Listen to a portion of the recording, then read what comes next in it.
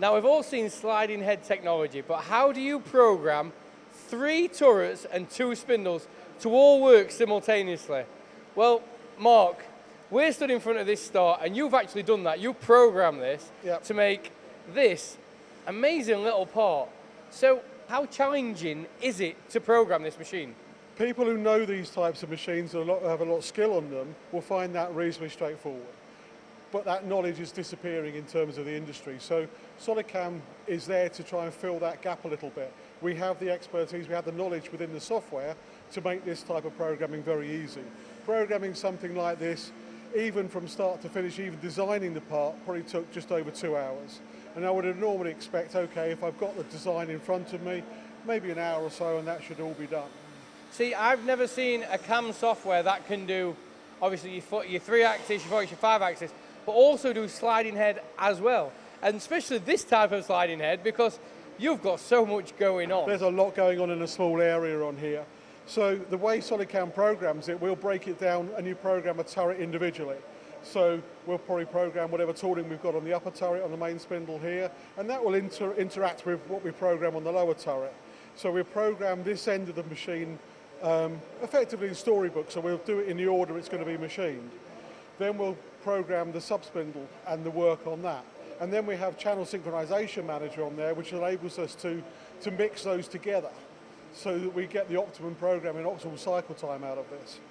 So, how did you actually program this part? What sort of features in SolidCAM did you use? Well, what we've got on here, when we're working within our technology centre, we're working with obviously tooling partners as well. And they're obviously kind enough, ISCAR Tools are working with us on this. They're kind enough to provide tooling, and we'll ask them for a start, which tools do you want to show and how do you want to show this and what do you want to do. And then we'll build a part around that to show the functionality on the machine, the functionality on the tooling, and how SolidCAM can support both of those. Because we're all looking at a solution between all the partners here.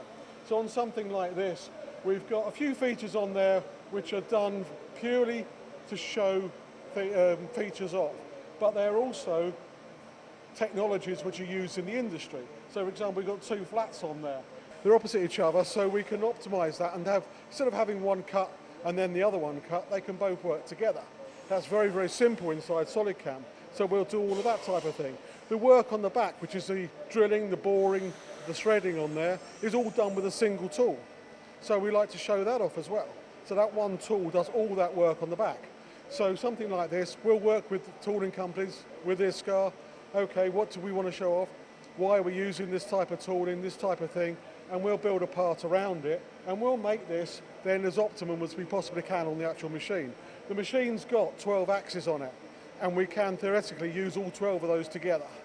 Now, it's very rare that we would, but we'll try and push that envelope and show what the machine's capable of as well. There's various parts we've cut within the last year on this ST20. We've cut the World Cup. We've cut on the SR38, which we had before, we've cut 5-axis impellers.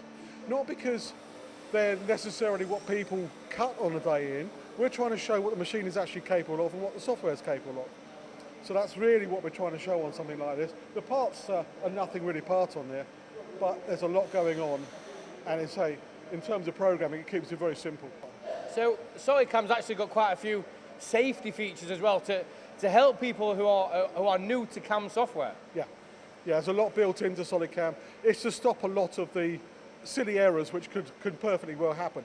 Historically, these types of machines have been written either on the control or they've been written in basic software where you're literally just writing the code offline and copying it across. Now that you can do anything in. It doesn't mean to say it's going to work on the actual machine.